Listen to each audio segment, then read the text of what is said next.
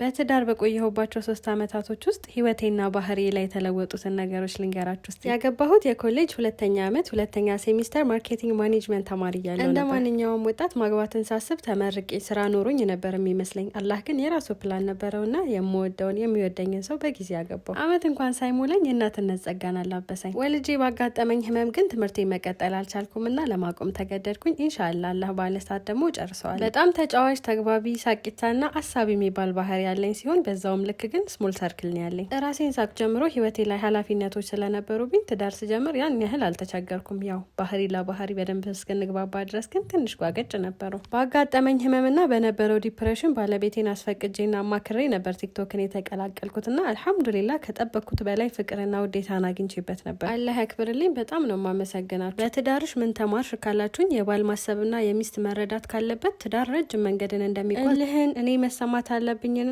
ሶስተኛ ወገንን ከህይወታችን ማስወጣት ግዴታ እንደሆነ ሚስት የሰጧትን እጥፍ አርጋ እንደምትመልስና የህልማችን ማብቂያ ቦታ ሳይሆን ህልማችንን ግብ የምናደርስበት አጋዥና ደጋፊ የምናገኝበት ቦታ እንደሆነ ማይቼበታለሁ። ሌላውና ዋነኛው ነገር የተሰጠንን ህይወት ከሌላ ሰው ጋር እያወዳደርን ማማረር ሳይሆን አላህን ይዘን ከሰራን የምንፈልገው ህይወት ላይ መድረስ እንችላለን። ሁላችን ማሸነፍና መበቀል የምንፈልገው ትላንት አለን። እንዴ እስካሁን አልተዋወቅንም ለካ። ኢማን እባላለሁ የማያና የአያና ቲክቶክ ላይ አመት ከ6 ወር የቆየው ሲሆን በዚህም ከ139,000 በላይ ፎሎወሮችን አፍቼበታለሁ። ከልፋቴና ከድካሜ አንጻር በቂ ስላልሆነ እናንተን ፎሎ ማድረጋችሁን እንዳትረሱ። በተጨማሪም ደግሞ እነዚህን ወርቅ የሆኑ ጓደኞቼንም አግኝቼበታለሁ። አልሐምዱሊላህ አላኩል ይሃል። በቅርቡ 2ኛ ልጄን እንደወለድኩ ታውቃላችሁና አሳልፈው የነበረውን ዲፕሬሽን ላለመድገም በጣም ትግል ላይ ስለሆንኩኝ ፎሎና አካውንቴን ሼር፣ ኮፒ ሊንክ፣ ሪፖስት እያደረጋችሁ ሰፖርት አድርጉኝ። ስለ ፍቅራችሁ፣ ስለ መልካም ምኞታችሁና ስለ ውዴታችሁ በጣም ነው የማመሰግነው። አላህ ያክብርልኝ። እኔም ወዳችኋለሁ። ቻው